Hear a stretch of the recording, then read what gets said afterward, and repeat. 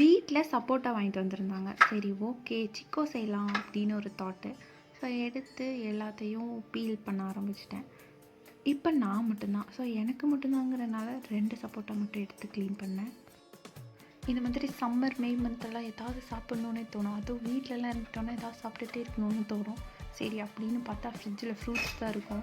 சரி அந்த ஃப்ரூட்ஸையும் நம்ம அதை தோலை உரித்து இப்போது ஃபார் எக்ஸாம்பிள் மாதுளம்பழம்லாம் இருக்குதுன்னா அதை உரித்து சாப்பிட்றது கஷ்டம். யாராவது உரித்து வச்சா சாப்பிட்றது ஈஸி. ஸோ அந்த மாதிரி சப்போட்டாவை க்ளீன் பண்ணிட்டு அப்புறம் பார்த்தா உள்ளே சீட்ஸ் இருந்துச்சு. ஸோ அதை மிக்சியில் போட்டால் மிக்சி டேமேஜ் ஆகிடும்னு சொல்லிட்டு சரி அந்த சீட்ஸையும் ரிமூவ் பண்ணிட்டு வாஷ் பண்ணி எடுத்து வச்சிட்டேன்.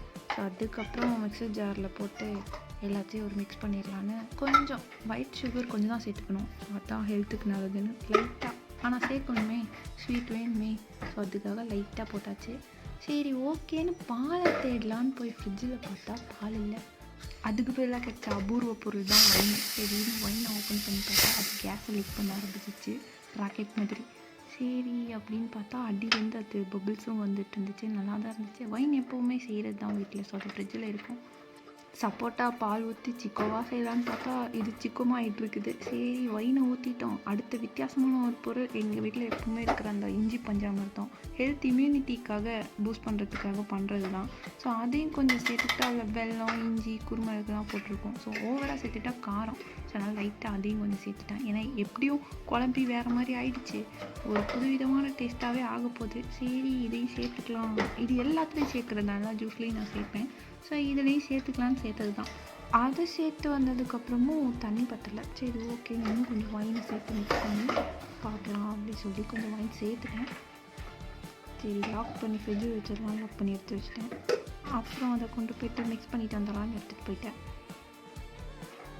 அப்புறம் தான் ஏதோ ஒன்று மறந்துட்டோன்னு பார்த்தா ஐஸ் க்யூப்ஸு. சரி நான் ஐஸ் க்யூபையும் எடுத்துகிட்டு வந்து அதையும் ஒரு 2-3 கட்டி போட்டேன். ரொம்ப போட்டால் சளி பிடிச்சிக்கும். பட் ஆனால் சிக்கு போட்டால் நல்லாயிருக்கும்ல. ஸோ அதனால் ஐஸ் க்யூப்ஸும் ஒரு 2-3 க்யூப் போட்டேன். போட்டுட்டு மிக்சியில் போட்டு அடிக்கலாம் அப்படின்னு சொல்லிட்டு எடுத்துகிட்டு போய் அடிக்கிறதுக்கு மிக்ஸ் பண்ணிட்டு வந்து பார்க்கும்போது இவ்வளோ கிடச்சிச்சு. சரின்னு அப்படி ஒரு கண்ணாடி டம்ளரில் ஊற்றி பாதி தான் இருந்துச்சு. சரின்னு கொஞ்சம் ஒயினும் சேர்த்துக்கலாம் அப்படின்னு ஒயின் சேர்த்தாச்சு. அப்புறம் கொஞ்சம் தண்ணியும் சேர்த்துட்டு அதுக்கப்புறம் டெக்கரேஷனுக்கு கடையிலலாம் பார்த்தா பூஸ்ட்டு மேலே போட்டிருப்பாங்க. ஸோ நம்ம வீட்டில் பூஸ்ட்டு தேடி பார்த்தா கிடச்சிச்சு. தேடினா மிளகா பொடி டப்பாவில் போட்டு வச்சுருக்காங்க. சரி ஓகே அப்படின்னு பார்த்தா ஒரு குட்டி டப்பாவில் இருந்துச்சு. அதுவும் கொஞ்சம் கட்டியாக இருந்துச்சு. அது பிச்சு பிச்சு போட்டு கொஞ்சம் டெக்கரேஷன் மாதிரி தான் ஆக்கிட்டு குடிச்சு பார்த்தா வேறு மாதிரி நல்லா தான் இருந்துச்சு. ட்ரை பண்ணி பாரு. தேங்க்யூ.